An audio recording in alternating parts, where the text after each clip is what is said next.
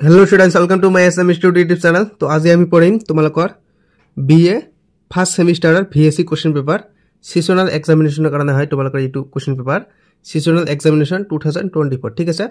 BSc first সেমিস্টাৰ বা BA first সেমিস্টাৰ, ঠিক আছে।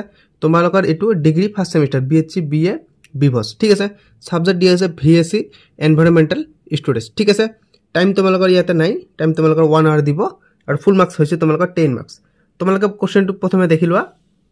এটা হচ্ছে তোমালোকৰ কোশ্চেন 1 মাৰ্কৰ কোশ্চেন দি আছে তিনিটা, 2 মাৰ্কসৰ কোশ্চেন দি আছে এটা আৰু 3 মাৰ্কসৰ দি আছে 5টা, ঠিক আছে। আৰু এটা তোমালোকৰ কাৰণে একটা কোশ্চেন আছে, একই কোশ্চেন ভিএসসি কোশ্চেন পেপাৰ হয়। এইটো ইয়াত দি আছে তোমালোকৰ কুইজ আৰু ক্লাস টেষ্ট, ঠিক আছে।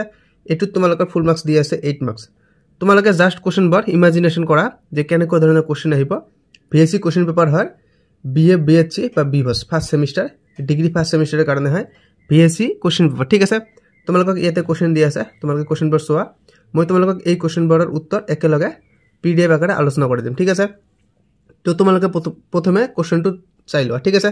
ইয়াৰ পিছত মই তোমালোকক এই কোশ্চেন বৰৰ উত্তৰ একেৰাহে আলোচনা কৰাই দিম পিডিএফ আকাৰে, ঠিক আছে। তোমালোকক ইয়াতে কৈছে কি কুইজ কম্পিটিশন হয়। এইটো তোমালোকৰ এই কোশ্চেনটো হৈছে কুইজ আৰু ক্লাস টেষ্ট, ঠিক আছে। নাম্বাৰ 1 কোশ্চেন দি আছে যে which day is celebrate as world environment day. মই তোমালোকক বোথ মিডিয়ামতে আলোচনা কৰি দিম, ইংলিশ মিডিয়াম আৰু এছামিজ মিডিয়ামতে, ঠিক আছে। ইয়াত কৈছে যে কোনটো দিনক বিশ্ব পৰিবেশ দিৱস হিচাপে পালন কৰা হয়। 2 নম্বৰ কোশ্চেন দিছে যে what is the amount of nitrogen in the atmosphere. বায়ুমণ্ডলত নাইট্ৰজেনৰ পৰিমাণ কিমান, ঠিক আছে। 3 নম্বৰ কোশ্চেন দিছে এয়াৰ বায়োটিক কম্পোনেন্ট, ঠিক আছে। জৈৱিক আৰু অজৈৱিক উপাদান। 4 নম্বৰ কোশ্চেন দিছে কি দিছে 4 number question what is the full form of IPCC. তাৰপিছত তোমালোকক এছামিজ মিডিয়ামত দিছে আইপিসিসিৰ সম্পূৰ্ণ নাম কি। তাৰপিছত গ্ৰুপবিট কেইটামান কোশ্চেন দিছে ক্লাস টেষ্টৰ কাৰণে। পৰিবেশ প্ৰদূষণ কি, হোৱাট ইজ দ্য এনভাইৰনমেন্টাল পলিউশন দি আছে। 2 নম্বৰ কোশ্চেন দি আছে ইকোলজি শব্দটো কোনে প্ৰৱৰ্তন কৰিছিল, ই হেকেলে হ'ব চাগে। 3 নম্বৰ কোশ্চেন দি আছে মাটিৰ প্ৰদূষণৰ কাৰণ কি। 4 নম্বৰ কোশ্চেন দিছে হোৱাট ইজ ফুড সাইকেল, খাদ্য শৃংখল কি, ঠিক আছে। তোমালোকে এই কোশ্চেনটো ভালদৰে চোৱা আৰু ইয়াৰ পিছত যিটো কোশ্চেন আছে এইটো ভালদৰে চোৱা। মই দেখুৱাই দিছোঁ তোমালোকক। কোশ্চেনটো তোমালোকে স্ক্ৰীনশ্বট মাৰি ৰাখা, মই তোমালোকক উত্তৰখিনি আলোচনা কৰাই দি আছোঁ, ঠিক আছে। তোমালোকক মই এটা বিশেষভাৱে অনুৰোধ কৰিছোঁ, তোমালোকে যদি এতিয়ালৈকে চেনেলটো ছাবস্ক্ৰাইব কৰা নাই ছাবস্ক্ৰাইব কৰি লোৱা, ঠিক আছে। আৰু ভিডিঅ'টোত এটি লাইক কৰি দিবা আৰু কমেণ্ট কৰিবলৈ নাপাহৰিবা, ঠিক আছে। তো মই প্ৰথমে ছিজনেল এক্সামিনেশ্যনৰ যিটো কোশ্চেন আছিল ছিজনেল এক্সাম কোশ্চেন ভিএসিৰ এই কোশ্চেনৰ উত্তৰটো মই প্ৰথমে আলোচনা কৰি দিম, ঠিক আছে। তোমালোকক তাত কি কোশ্চেন দি আছিল প্ৰথমত কৈছে যে the word environment has been derived from. Assamese মিডিয়ামত এই কোশ্চেনটো হৈছে পৰিৱেশ শব্দটোৰ উৎপত্তি হৈছে ডেজ দি আছে, ঠিক আছে। তো উত্তৰ হ'ব from the French word environner, ঠিক আছে। বাছ এইখিনি দেখিলে হৈ গ'ল। The French word environner which means to surround or encircle, ঠিক আছে। ইয়াত তোমালোকৰ অসমীয়া মিডিয়ামত উত্তৰ দি আছে। ইয়াত তোমালোকৰ অসমীয়া মিডিয়ামত দি আছে যে কি কৈছে পৰিৱেশ শব্দটো ফ্ৰেঞ্চ ভাষাৰ এনভাইৰনৰ শব্দৰ পৰা আহিছে, যাৰ অৰ্থ আবৃত ধৰিব বা চাৰিওফালে ঘেৰাও কৰি ৰাখিব, ঠিক আছে। তাৰপিছত তোমালোকক বি নম্বৰ কোশ্চেন দিছিল কি right 1 characteristics of public good. এইটো তোমালোকৰ এছামিজ মিডিয়ামত কোশ্চেন আছে যে ৰাজহুৱা সামগ্ৰীৰ এটা বৈশিষ্ট্য লিখা। কোশ্চেনটো তোমালোকে ভালদৰে চাই লোৱা। কোশ্চেনটো কৈছে যে ৰাজহুৱা সামগ্ৰীৰ এটা বৈশিষ্ট্য লিখা। ইয়াত ইংলিছ মিডিয়ামত দি আছে তোমালোকৰ 1 important characteristics of public good is that it is non excludable, ঠিক আছে। এইখিনি লিখিলে হৈ গ'ল। তাৰপিছত তোমালোকক অসমীয়া মিডিয়ামত দিছে যে পাব্লিক গুড এটা গুৰুত্বপূৰ্ণ বৈশিষ্ট্য হৈছে পাব্লিক গুডৰ নন এক্সক্লুডেবল। ইয়াৰ অৰ্থ হৈছে কোনো ব্যক্তিক এই সম্পদ ব্যৱহাৰ কৰাৰ পৰা বঞ্চিত কৰিব নোৱাৰি, ঠিক আছে। তাৰপিছত তোমালোকৰ চি নম্বৰ কোশ্চেন দি আছে, বাকীবোৰ তোমালোকে ইয়াতে চাই ল'বা, ঠিক আছে। চি নম্বৰ কোশ্চেন কি দিছে ডিফাইন নন ৰিনিউৱেবল ৰিচোৰ্চেছ, ঠিক আছে। ইয়াত উত্তৰ দি আছে non renewable resources are natural resources that can not be replenished or regenerated within a human lifetime once they are existed, ঠিক আছে। তাৰপিছত তোমালোকৰ এছামিজ মিডিয়ামত দি আছে যে কি কৈছে অনবীকৰণযোগ্য সম্পদ কাক বোলে। উত্তৰ দি আছে অসমীয়া মিডিয়ামত তোমালোকৰ দি আছে যে অনবীকৰণযোগ্য সম্পদ হৈছে সেইবোৰ প্ৰাকৃতিক সম্পদ যিবোৰ এবাৰ শেষ হৈ যায় আৰু মানৱ জীৱনৰ অৱধি ভিতৰত পুনৰ গঠিত নহয়, ঠিক আছে।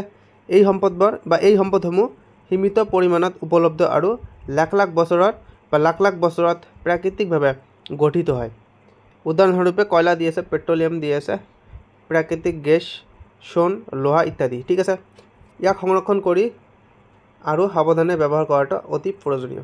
তাৰপিছত তোমালোকৰ 2 নম্বৰত কুৱেশ্যন দিছে যে কি কৈছে, right to characteristics of common property resources, সাধাৰণ সম্পদৰ দুটা বৈশিষ্ট্য লিখা। মোষ্ট ইম্পৰ্টেণ্ট কুৱেশ্যন, উত্তৰ দি আছে তোমালোকৰ ইংলিছ মিডিয়ামত দি আছে। এটা হৈছে অপেন এক্সেছেছ, ইয়াত দি আছে, তোমালোকে এইটো পঢ়ি ল'বা। আৰু 2 নম্বৰ দি আছে অভাৰইউজ এণ্ড ডিপ্লেশ্যন ৰিস্ক। ঠিক আছে, এইখিনি তোমালোকে চাই ল'বা।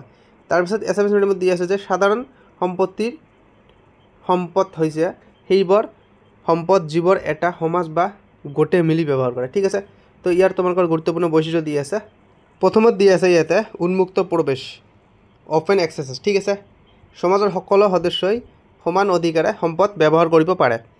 উদাহৰণস্বৰূপে দি আছে গাঁৱৰ পুখুৰী, বন, গৰু চৰোৱা ভূমি ইত্যাদি। ঠিক আছে, 2 নম্বৰত দি আছে অতি ব্যৱহাৰ আৰু ক্ষয়ক্ষতি। ঠিক আছে, উত্তৰ দি আছে কোনো একক ব্যক্তিৰ অধিকাৰত নথকাত অতি ব্যৱহাৰৰ ফলত সম্পদ নষ্ট হোৱাৰ সম্ভাৱনা থাকে। উদাহৰণস্বৰূপে নদী দি আছে, হ্ৰদত অতি মাছ ধৰা। ঠিক আছে, 3 নম্বৰ কুৱেশ্যন দি আছে তোমালোকক, কি কৈছে, write short note on any one of the followings. 3টা দি আছে, যিকোনো এটা লিখিব কৈছে, মই তোমালোকক 3টাই আলোচনা কৰি দিম। ঠিক আছে, প্ৰথমত দিছে বহনক্ষম উন্নয়ন, দ্বিতীয় দিছে জলবায়ু পৰিৱৰ্তন, তৃতীয় দিছে পানী প্ৰদূষণ। তোমালোকৰ ইংলিছ মিডিয়ামৰ কাৰণে এইটো ঠিক আছে, কি কৈছে, বহনক্ষম উন্নয়ন, ছাষ্টেইনেবল ডেভেলপমেণ্ট। ঠিক আছে, তোমালোকে এইটো ইংলিছ মিডিয়ামৰখিনি তোমালোকে চাই ল'বা।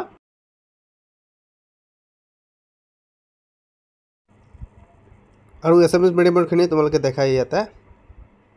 ইংলিছ মিডিয়ামৰখিনি তোমালোকক আকৌ এবাৰ মই দেখুৱাই দিছোঁ, এইটো ইংলিছ মিডিয়ামৰ, তোমালোকে স্ক্ৰীনশ্বট মাৰি লিখি ল'বা। ঠিক আছে, আৰু এছামিছ মিডিয়ামৰখিনি তোমালোকক মই দেখুৱাই দিছোঁ, এইটো ছাষ্টেইনেবল ডেভেলপমেণ্ট। কি কৈছে ইয়াতে, বহনক্ষম উন্নয়ন। ইয়াতে দি আছে টেকছই মানে বহনক্ষম উন্নয়ন মানে বৰ্তমান প্ৰজন্মৰ প্ৰয়োজন পূৰণ কৰা, কিন্তু ভৱিষ্যতৰ প্ৰয়োজন পূৰণৰ ক্ষমতাক নষ্ট নকৰা। ঠিক আছে, এইটো হৈছে বহনক্ষম উন্নয়ন। বাকীখিনি তোমালোকে ইয়াৰ পৰা পঢ়ি ল'বা। ইয়াতে কৈছে ই আৰ্থিক উন্নয়ন, পৰিৱেশ সুৰক্ষা আৰু সামাজিক কল্যাণৰ মাজত সন্মিলনৰ সৃষ্টি কৰে। ঠিক আছে, উদাহৰণস্বৰূপে সূৰ্য শক্তি, বায়ু শক্তি ব্যৱহাৰ, বৃক্ষৰোপণ। তাৰপিছত তোমালোকৰ ইয়াতে দিছে আৰু প্ৰাকৃতিক সম্পদ সাৱধানে ব্যৱহাৰ কৰা। বাকীবোৰ তোমালোকে চাই ল'বা। 2 নম্বৰ দিছে জলবায়ু পৰিৱৰ্তন, ক্লাইমেট চেঞ্জ। ইংলিছ মিডিয়ামৰখিনি ইয়াতে চাই ল'বা। Climate change refers to long term changes in the average temperature, rainfall and weather patterns of the earth. It is mainly caused by human activities such as burning fossil fuels, deforestation দি আছে, তাৰপিছত and industrialization which increase greenhouse gas emissions. Effect of climate change include global warming. বাকীবোৰ তোমালোকে ইয়াতে চাই ল'বা। এছামিছ মিডিয়ামত দি আছে তোমালোকৰ জলবায়ু পৰিৱৰ্তন দি আছে। জলবায়ু পৰিৱৰ্তন বুলিলে পৃথিৱীৰ গড় তাপমান, বৰষুণ আৰু বায়ুমণ্ডলীয় ধাৰা প্ৰবাহত দীঘলীয়া সময়ৰ পৰিৱৰ্তন বুজায়। ই প্ৰধানকৈ মানৱীয় কাৰ্যকলাপ যেনে জীৱাশ্ম ইন্ধন জ্বলোৱা, বন ধ্বংস, ঔদ্যোগিকৰণ আৰু আদিৰ কাৰণে ঘটে। ঠিক আছে, ইয়াৰ ফলত গ্ল'বেল ৱাৰ্মিং, হিমবাহ গলন, সাগৰ পৃষ্ঠ উঁচু হোৱা, বন্যা আৰু খৰাং আদি দেখা দিয়া। ই নিয়ন্ত্ৰণ কৰিবলৈ কাৰ্বন নিঃসৰণ হ্ৰাস, বৃক্ষৰোপণ আৰু পুনৰ নৱীকৰণযোগ্য শক্তি ব্যৱহাৰ কৰাটো প্ৰয়োজনীয়। তাৰপিছত এয়াৰ পলিউশ্যন দি আছে, তোমালোকে ইংলিছ মিডিয়ামৰখিনি পঢ়ি ল'বা। Air pollution is the contamination of atmosphere by harmful substance making it dangerous for humans, animals and plant. বাকিবার তোমালোকে এটা চাই ল'বা। The major pollution are carbon dioxide, carbon monoxide দি আছে, সালফাৰ ডাইঅক্সাইড দি আছে। বাকিবাৰ তোমালোকে এইবাৰ চাই ল'বা। আৰু এছামিছ মিডিয়ামত দি আছে তোমালোকৰ ইয়াত বায়ু প্ৰদূষণ। এয়াৰ পলিউশ্যন হৈছে বায়ুমণ্ডলত ক্ষতিকাৰক পদাৰ্থ মিশ্ৰিত হৈ বায়ু অস্বাস্থ্যকৰ হৈ পৰা। প্ৰধান দূষকসমূহ হ'ল, ইয়াতে দি আছে প্ৰধান দূষকসমূহ হ'ল কাৰ্বন ডাইঅক্সাইড দি আছে, কাৰ্বন মনোক্সাইড দি আছে, ছালফাৰ ডাইঅক্সাইড দি আছে, নাইট্ৰজেন অক্সাইড দি আছে। তাৰপিছত দি আছে তোমালোকক ধূলিকণা আদি। ইয়াৰ উৎস হৈছে উদ্যোগ, বাহন, জীৱাশ্ম ইন্ধন জ্বলোৱা, বন ধ্বংস ইত্যাদি। ইয়াৰ ফলত শ্বাস প্ৰশ্বাসজনিত ৰোগ, এচিড বৃষ্টি বা এচিড বৰষুণ, ধোঁৱা, স্মগ দি আছে, গ্ল'বেল ৱাৰ্মিং আৰু আদি সমস্যা দেখা দিয়ে। ইয়াক হ্ৰাস কৰিবলৈ পৰিষ্কাৰ শক্তি ব্যৱহাৰ, উদ্যোগৰ নিঃসৰণ নিয়ন্ত্ৰণ আৰু অধিক গছপুলি লগোৱাৰ প্ৰয়োজন। ঠিক আছে, ইয়াৰ পিছত মই তোমালোকক কুইজ আৰু ক্লাছ টেষ্টৰ কুৱেশ্যন পেপাৰটো সলিউশ্যন কৰি দিম। ঠিক আছে। তোমালোকে এতিয়ালৈকে যদি চেনেলটো ছাবস্ক্ৰাইব কৰি দিয়া ছাবস্ক্ৰাইব কৰি দিয়া, এইটো তোমালোকৰ ওপৰত মই এটা ৰিকুৱেষ্ট কৰিছোঁ। আৰু ভিডিঅ'টো এটি লাইক কৰি দিবা, ঠিক আছে। তোমালোকৰ কুইজ কম্পিটিশ্যনত প্ৰথম কুৱেশ্যন কি আছিল, which day is celebrate S world environment day. এইটো সকলোৱে জানে 5 জুন দি আছে। অসমীয়া মিডিয়ামত হৈছে তোমালোকৰ কোনটো দিনক বিশ্ব পৰিৱেশ দিৱস হিচাপে জনা যায়। 5 জুন তাৰিখে বিশ্ব পৰিৱেশ দিৱস হিচাপে পালন কৰা হয়। তোমালোকৰ ইয়াত আৰু এটা কুৱেশ্যন হ'ব পাৰে, 5 জুন বিশ্ব পৰিৱেশ দিৱস, তোমালোকৰ চমুকৈ আহিব পাৰে, ইয়াৰ পৰা তোমালোকে চাই ল'বা, ঠিক আছে। এইখিনি তাৰপিছত তোমালোকৰ কুৱেশ্যন নম্বৰ 2 কৈছে, what is the amount of nitrogen in the atmosphere. কি কৈছে অসমীয়া মিডিয়ামত, বায়ুমণ্ডলত নাইট্ৰজেনৰ পৰিমাণ কিমান। ইয়াৰ উত্তৰ হৈছে 78%। অসমীয়া মিডিয়ামত দি আছে মুঠতে 78% নাইট্ৰজেন বায়ুমণ্ডলত থাকে, ঠিক আছে।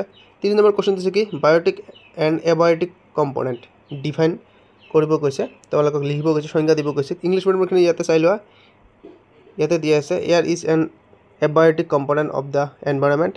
Abiotic components are non-living physical factors that influence living organisms such as air, water, soil, sunlight and temperature.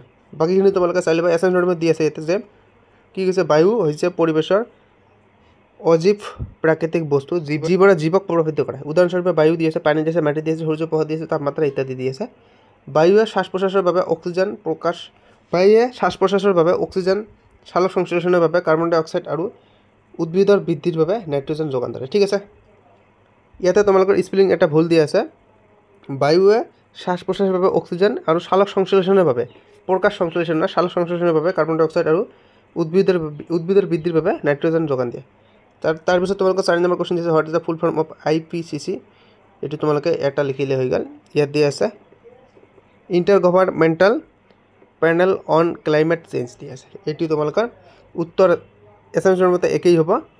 তোমালোকে জাষ্ট ইষ্টাব্লিছ চনটো মনত ৰাখিবা, 1988 by United Nations environment programme UNEP, ঠিক আছে। এছাইনমেণ্টৰ মতে একেই। তাৰপিছত তোমালোকক গ্ৰুপ বি কুৱেশ্যন দিছে ক্লাছ টেষ্টৰ।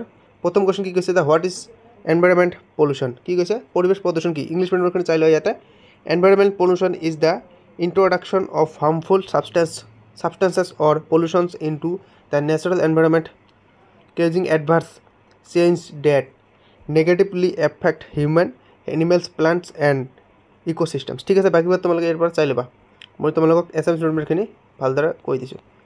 পৰিৱেশ প্ৰদূষণ দি আছে ইয়াতে, বা দূষণ, এনভাইৰনমেণ্টেল পলিউশ্যন দি আছে। পৰিৱেশ দূষণ প্ৰদূষণ একেই। কি কৈছে ইয়াতে, পৰিৱেশ দূষণ বুলিলে প্ৰাকৃতিক পৰিৱেশত ক্ষতিকাৰক পদাৰ্থ বা দূষক পৰিৱেশ কৰি পৰিৱেশত অনাকাংক্ষিক পৰিৱৰ্তন ঘটোৱা বুজায়। ই মানুহ, জন্তু, জানোৱাৰ বা জীৱ জন্তুৰ, উদ্ভিদ আৰু পৰিৱেশৰ ব্যৱস্থাত নেতিবাচক প্ৰভাৱ পেলায়। ইয়াৰ বিভিন্ন প্ৰকাৰ আছে দি আছে, বায়ু প্ৰদূষণ দি আছে, মাটি প্ৰদূষণ দি আছে, তাৰপিছত শব্দ প্ৰদূষণ, পানী প্ৰদূষণ ইত্যাদি। পৰিৱেশ দূষণৰ কাৰণবোৰ দি আছে ইয়াতে তোমাক, ঔদ্যোগিকৰণ, নগৰায়ন, বন ধ্বংস, ৰাসায়নিক সাৰ ব্যৱহাৰ, জীৱাশ্ম ইন্ধন জ্বলোৱা ইত্যাদি। ইয়াৰ ফলত স্বাস্থ্য সমস্যা, জীৱ বৈচিত্ৰ্য হ্ৰাস, গ্ল'বেল ৱাৰ্মিং আৰু পৰিৱেশীয় সন্তুলন সৃষ্টি হয়, ঠিক আছে। 2 নম্বৰ কুৱেশ্যন দি আছে, দ্য ৱাট ইক'চিষ্টেম ৱাজ ইন্ট্ৰডাক্টড বাই হুম। উত্তৰ হ'ব তোমালোকৰ, দ্য টাৰ্ম ইক'লজি ৱাজ ইন্ট্ৰডাক্টড বাই, কি হয় এইটো তোমালোকৰ দি আছে নামটো, তোমালোকে চাই লোৱা। এইটো দিছে অৰ্নষ্ট হেকেল, ঠিক আছে। এইটো লিখিলে হৈ গ'ল। চনটো তোমালোকে মনত ৰাখিবা, 1866। এছাইনমেণ্ট মতে একেই হয় তোমালোকৰ, অৰ্নষ্ট হেকেল, ঠিক আছে। তাৰপিছত তোমালোকৰ 3 নম্বৰ কুৱেশ্যন দিছে, what is the cause of soil pollution. মাটি প্ৰদূষণৰ কাৰণ কি। উত্তৰ দি আছে, the soil pollution occurs when harmful chemicals or waste material are introduced into the soil, degrading its quality and fertility. Major causes of soil pollution include দি আছে, তোমালোকে এইবাৰ পঢ়ি ল'বা। মই আকৌ এবাৰ দেখুৱাই দিছোঁ, তোমালোকে এইবাৰ পঢ়ি ল'বা, ঠিক আছে। Major cases of soil pollution, তলত 5টামান দি আছে, তোমালোকে চাই ল'বা। মই এছাইনমেণ্টখিনি তোমালোকক দেখুৱাই দিছোঁ। মাটি প্ৰদূষণ ঘটে যেতিয়া ক্ষতিকাৰক ৰাসায়নিক পদাৰ্থ আৰু আৱৰ্জনা মাটিত মিশ্ৰিত হয় আৰু ইয়াৰ উৰ্বৰতা আৰু গুণগত মান নষ্ট হয়, ঠিক আছে। মাটি প্ৰদূষণ বা মাটি দূষণৰ প্ৰধান 5টা কাৰণ ইয়াতে দি আছে। অধিক পৰিমাণে ৰাসায়নিক সাৰ আৰু কীটনাশক ব্যৱহাৰ, উদ্যোগৰ আৱৰ্জনা মাটিত নিক্ষেপ কৰা, বন ধ্বংস আৰু মাটি ক্ষয়, প্লাষ্টিক আৰু অজৈব পদাৰ্থৰ আৱৰ্জনা, এচিড বৃষ্টি বা এচিড বৰষুণ যি বায়ু দূষণৰ ফলত হয়, ঠিক আছে। তাৰপিছত তোমালোকৰ 4 নম্বৰ কুৱেশ্যন দিছে, হোৱাট ইজ ফুড চাইকেল। খাদ্য শৃংখল কি। মোষ্ট ইম্পৰ্টেণ্ট কুৱেশ্যন, উত্তৰ দি আছে। ইংলিছ মিডিয়ামত তোমালোকে পঢ়া, the food cycle also known as the food chain.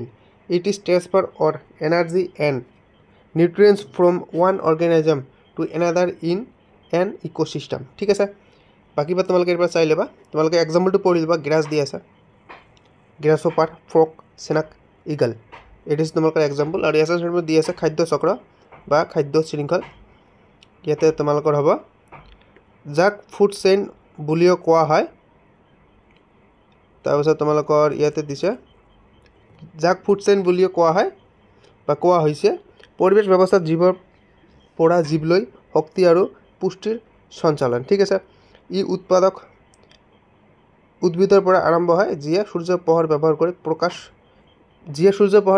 প্ৰকাশ সংশ্লেষণ সাৰক সংশ্লেষণ মাধ্যমে খাদ্য প্ৰস্তুত কৰে ঠিক আছে তাৰপিছত প্ৰাথমিক ভোক্তা তাৰপিছত দ্বিতীয় ভোক্তা আৰু শেষত অৱক্ষয়কাৰী